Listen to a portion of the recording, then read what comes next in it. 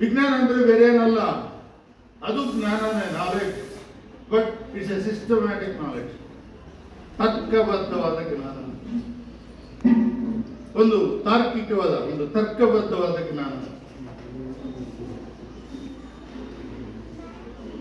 ಕ್ರಮಬದ್ಧವಾದ, ವಿಶಿಷ್ಟವಾದ ಜ್ಞಾನ ವಿಜ್ಞಾನ. ಸುಮ್ಮನೆ ಏನೋ ಒಂದಲ್ಲ, ಅದಕ್ಕೆ ಆಧಾರ ಇರಬೇಕು, ಪ್ರೂಫ್ ಇರಬೇಕು. ಪ್ರಯೋಗ ಮಾಡ್ತಾರೆ, ಸಾವಿರದಲ್ಲಿ ಪ್ರಯೋಗ ಮಾಡ್ತಾರೆ, ಅದು ನಿಜ ಅಂತ ಅನಿಸಿದ್ರೆ ಆಮೇಲೆ ಮಾತ್ರ ಒಪ್ಕೊಳ್ತಾರೆ, ಇಲ್ಲೇ ಒಪ್ಕೊಳ್ಳೋದಿಲ್ಲ. ಅನೇಕ ಪ್ರಯೋಗಗಳು ಮಾಡ್ತಾರೆ, ಅದಕ್ಕೆ ಸಾಕ್ಷಿ ಇರಬೇಕು, ಪ್ರೂಫ್ ಇರಬೇಕು. ಸುಮ್ಮನೆ ನೀವು ಹೇಳ್ಬಿಟ್ರೆ ನಂಬಲ್ಲ. ನೀವು ನೋಡಿ, ಫಾರ್ ಎಕ್ಸಾಂಪಲ್ ಆಧ್ಯಾತ್ಮ ಕೇಳಿದ್ದೀರಲ್ಲ, ಆಧ್ಯಾತ್ಮ ಫಿಲಾಸಫಿ ಅಂತ ಹೇಳ್ತಾರಲ್ಲ, ಅದರಲ್ಲಿ ಕಲ್ಲು ಕೂಡ ಒಂದು ಚೈತನ್ಯಶೀಲವಾದ. ಸೈನ್ಸ್ ಅಲ್ಲಿ ಅದನ್ನ ನಾನ್ ಲಿವಿಂಗ್ ಅಂತ ಕರೀತೀವಿ, ನಿರ್ಜೀವ. ಆಧ್ಯಾತ್ಮದಲ್ಲಿ ಅದು ಕೂಡ ಚೈತನ್ಯಶೀಲವಾದಂತೆ ಕಲ್ಲು ಕೂಡ. ಕುವೆಂಪು ಏನಾಗ್ತದೆ ಗೊತ್ತಾ? ಚೇತನವೆಂಬುದು ಆ ಕಲ್ಲು, ತೆಗೆ ಜಡವೆಂಬುದೇ ಬರೀ ಸುಳ್ಳು. ನೋಡಿ, ಅದ್ಭುತವಾಗಿ ಹೇಳ್ತಾರೆ. ಚೇತನವೆಂಬುದು ಆ ಕಲ್ಲು, ತೆಗೆ ಜಡವೆಂಬುದೇ ಬರೀ ಸುಳ್ಳು. ಈ ಜಡ ಅನ್ನೋದೆಲ್ಲ ಸುಳ್ಳೆ. ಅದು ಆಧ್ಯಾತ್ಮ, ಫಿಲಾಸಫಿ, ಸ್ಪಿರಿಚುಯಾಲಿಟಿ. ವಿಜ್ಞಾನ ಅದನ್ನು ಒಪ್ಪಲ್ಲ. ನೋಡಿ, ಈ ನಾಟಕ ನೀವು ನೋಡಿದ್ರೆ ಆ ನಾಟಕದ ಎಷ್ಟು ಚೆನ್ನಾಗಿ ಬಹುಶಃ ನಮ್ಮ ಭಾಷೆಗೆ ತುಂಬ ಚೆನ್ನಾಗಿದೆ. ಎಷ್ಟು ಚೆನ್ನಾಗಿ ಸುಲಭವಾಗಿ ಆ ಮೌಂಟಿಯನ್ನು ಹೋಗಾಡ್ತದೆ, ಎಷ್ಟು ಎಫೆಕ್ಟಿವ್ ಆಗಿ ಮಾಡಿದ್ರು ಮಕ್ಕಳು, ಚೆನ್ನಾಗಿ ಮಾಡಿದ್ರು ಕಿರುನಾಡು. ನೋಡಿ, ಹೀಗೆ ಈ ರೀತಿ ಕ್ರಮಬದ್ಧವಾಗಿ ಆಧಾರದ ಮೇಲೆ ನಂಬ್ಕೊಂಡಂತ ತಿಳ್ಕೊಳ್ಳೋಂಥ ಜ್ಞಾನ ವಿಜ್ಞಾನ. ಈ ವಿಜ್ಞಾನನ ಅರ್ಥ ಮಾಡ್ಕೋಬೇಕಾದ್ರೆ, ವೈಜ್ಞಾನಿಕ ಮನೋಭಾವ ಇರಬೇಕಾದ್ರೆ, ನಮಗೆ ನಾವು ವಿಜ್ಞಾನಿಗಳಾಗಬೇಕಾದ್ರೆ ಏನಿರಬೇಕು ಅಂದರೆ ಕ್ವಶನ್ ಮಾರ್ಕ್, ಪ್ರಶ್ನೆ ಇರಬೇಕು. ಪ್ರತಿಯೊಂದನ್ನ ಪ್ರಶ್ನೆ ಮಾಡಬೇಕು. ನೀವು ಪ್ರಶ್ನೆ ಮಾಡಿದ್ರೇನೆ ನೀವು ಉತ್ತರ ಸಿಗೋದು. ಅವ್ರು ಯಾರೋ ಬಂದ ಕಿರುನಾಟಕದಲ್ಲಿ ಹೇಳ್ದ, ಒಬ್ಬ ಮಂತ್ರವಾದ ಇದನ್ನು ಕರ್ಕೊಂಡ್ಬರ್ತೀನಿ ಬಾ, ಅವನು ವಾಸಿ ಮಾಡ್ತಾನೆ ಅಂದರೆ ಪ್ರಶ್ನೆ ಮಾಡಲೇ ಇಲ್ಲ. ಅವನು ಹಿಂಗೆ ವಾಸಿ ಮಾಡ್ತಾನೆ ಅಂತ ಕೇಳಲೇ ಇಲ್ಲ. ಇಮ್ಮ ಭಾಷೆ ಹೋಗಿ ಕರ್ಕೊಂಡೋಗ್ಬಿಟ್ಟು, ಆದರೆ ವಾಸಿ ಆಗಲಿಲ್ಲ. ಆಮೇಲೆ ಆಪರೇಷನ್ ಮಾಡಿದ್ಮೇಲೆ ವಾಸಿ ಆಯಿತು. ಪ್ರಶ್ನೆ, ಪ್ರತಿಯೊಂದು ಪ್ರಶ್ನೆ ಮಾಡೋದು, ಕ್ವಶನ್ ಮಾಡಿ. ಯಾರಾದ್ರು ಅಂತಾರೆ ಅಲರ್ಟೆ ಕ್ವಶನ್ ಮಾಡ್ತೇನೆ, ದೊಡ್ಡವ್ರು ಹೇಳಿದ ಮತ್ತೆ ಕೇಳಿಸ್ಕೊ. ದೊಡ್ಡವರು ಏನೋ ಅನುಭವದಿಂದ ಹೇಳ್ತಾರೆ, ಅಲರ್ಟೆ ನೋ, ಅದೆಲ್ಲ ಸಾಧ್ಯ ಇಲ್ಲ, ಪ್ರಶ್ನೆ ಮಾಡಲೇಬೇಕು. ಈ ಎಚ್ ನರಸಿಂಹ ಅವರು ನ್ಯಾಷನಲ್ ಕಾಲೇಜ್ ಅವರ ಪ್ರಾಂಶುಪಾಲರ ಕೊಠಡಿನಲ್ಲಿ ಅವ್ರ ಹಿಂಬಾಲದಲ್ಲಿ ಗೋಡೆ ಮೇಲೆ ದೊಡ್ಡ ಕ್ವಶನ್ ಮಾರ್ಕ್ ಗೊತ್ತಲ್ಲ ನನಗೆ. ಆ ಸಿಂಬಲ್ ಹಾಕೊಂಡಿದ್ದಂತೆ ಅವರು. ಯಾಕೆ ಹಾಕೊಂಡಿದ್ರು ಅಂದರೆ ಬಂದವರೆಲ್ಲ ನೋಡಬೇಕು, ನೋಡಿ ಆ ಪ್ರಶ್ನೆ ಮಾಡೋ ಸ್ವಭಾವನ ಬೆಳೆಸ್ಕೋಬೇಕು. ನೀವು ಪ್ರಶ್ನೆ ಮಾಡೋ ಸ್ವಭಾವನ ಬೆಳೆಸ್ಕೊಂಡಿದ್ದಾದ್ರೆ ನಿಮಗೂ ವಿಜ್ಞಾನ, ನೀವಲ್ಲೂ ವೈಜ್ಞಾನಿಕತೆ ಬರುತ್ತೆ. ಗಂಗಾ ಸ್ನಾನ ತುಂಗಾಪಾನ, ನಮ್ಮಲ್ಲಿ ಒಂದು ಮಾತು, ಗಂಗೆ ನೀರಿನಲ್ಲಿ ಸ್ನಾನ ಮಾಡೋದಂದ್ರೆ ಗಂಗಾ ನದಿ ಉತ್ತರ ಭಾರತದಲ್ಲಿ ಇದೆಯಲ್ಲ, ಇತ್ತೀಚೆಗೆಲ್ಲ ಹೋಗಿ ಕೋಟಿಗಟ್ಟಲೆ ನಿಂತು ಬಂದರು. ಆಮೇಲೆ ತುಂಗಾ ನದಿಯಲ್ಲಿ ಕುಡಿದ್ರೆ ಶ್ರೇಷ್ಠ, ಎಲ್ಲ ಪಾಪ ಹೊರಟೋಗುತ್ತೆ. ಯಾರು ಹೇಳಿದ್ರು? ಹಿಂಗೆ ಹೇಳ್ತೀರಾ? ಮುಳುಗಿದ್ರೆ ನಾವು ಮಾಡೋ ಪಾಪ ಹೆಂಗಿರಿ ಹೋಗುತ್ತೆ? ಕ್ವಶನ್ ಮಾಡೋದಿಲ್ಲ. ಯಾರು ಹೇಳಿದ್ರೆ ಅಲ್ಲಿ ಹೋದ್ರೆ ಪಾಪ ಎಲ್ಲ ಹೋಗುತ್ತಂದ್ರೆ ನೋಡಿ ಬೇಗ ಮುಗಿಡಿಕೊಂಡು ಮುಳುಗಿರಿ, ಕುಡೀರಿ. ನಿನ್ನೆ ಪತ್ರಿಕೆಯಲ್ಲಿ ಹೇಳಿ ಬರ್ದಿದ್ರು, ಒಂದು ಲೇಖನ ಬಂದಿತ್ತು, ಇದು ಕುಡಿಯಲು ಯೋಗ್ಯವಲ್ಲ.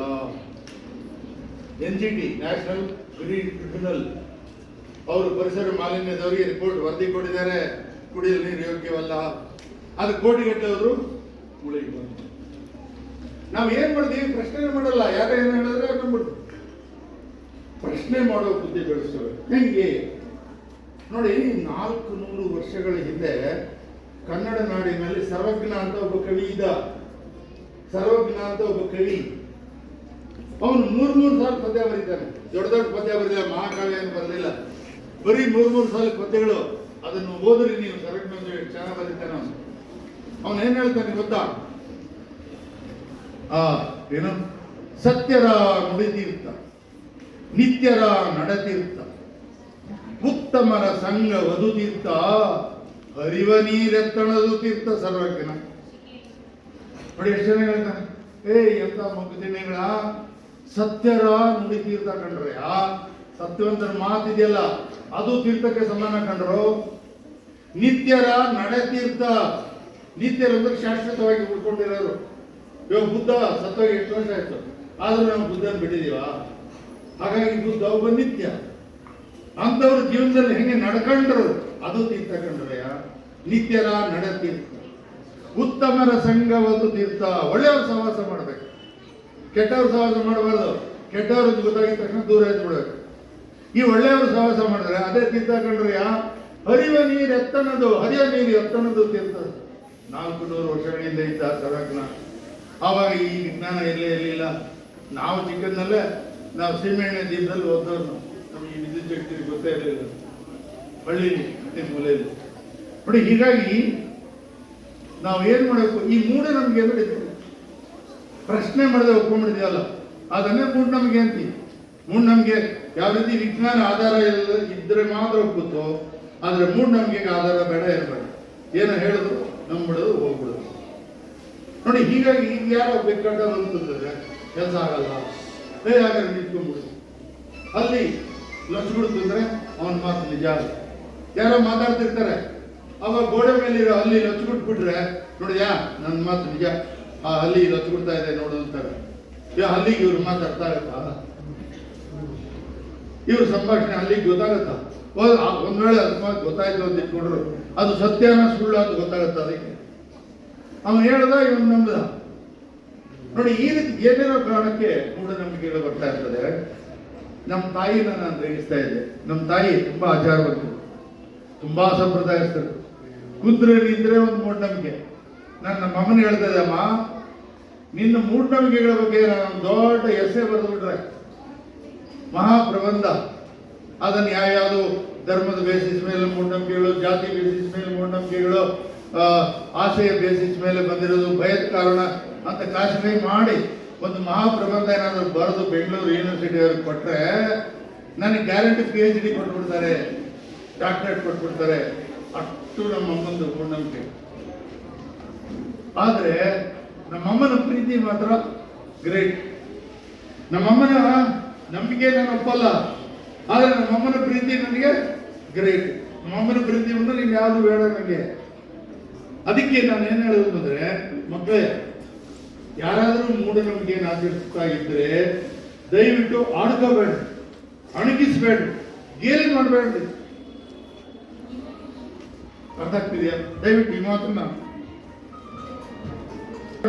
ಮೂಢನಂಬಿಕೆ ಅವ್ರಿಗೇನೋ ಗೊತ್ತಿಲ್ಲ, ಒಳ್ಳೆಯದಾಗಿರ್ತಾರೆ. ಮೂಢನಂಬಿಕೆ ನಂಬಿದ ಮಾತ್ರ ಕೆಟ್ಟವರೇನಲ್ಲ, ಬುದ್ಧಿವಂತರಾಗಿರ್ತಾರೆ, ಒಳ್ಳೆಯವರಾಗಿರ್ತಾರೆ, ಪ್ರಾಮಾಣಿಕರಾಗಿರ್ತಾರೆ. ಸ್ನೇಹ, ಸೌಶೀಲ್ಯ, ಸೌಹಾರ್ದತೆ ಎಲ್ಲ ಇರ್ತದೆ ಅವರಲ್ಲಿ, ಜ್ಞಾನನೂ ಇರ್ತದೆ, ನಿಯಂತ್ರ ಬದುಕ್ತಾ ಇರ್ತಾರೆ. ಅಲ್ಲಿ ಯಾವುದೋ ಕಾರಣಕ್ಕೆ ಮೂಢನಂಬಿಕೆಗಳು. ಆದ್ದರಿಂದ ನಾವು ಅವ್ರನ್ನ ನೋಡಪ್ಪ, ಸಾಧ್ಯ ಆದ್ರೆ ಇದು ಹೇಗೆ ಮೂಢನಂಬಿಕೆ ಆಗಿ